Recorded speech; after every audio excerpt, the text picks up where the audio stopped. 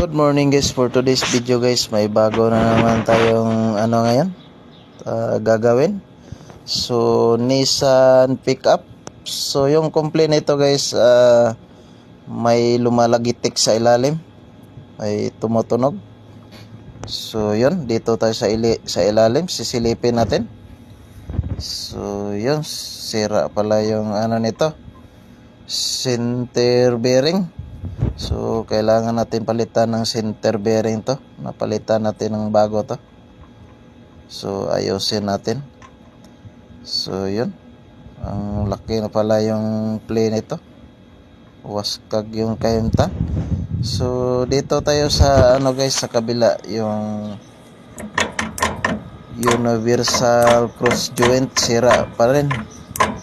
So kailangan natin palitan ng bago yan. So yun na guys, thank you for watching guys, and see you on the next video guys.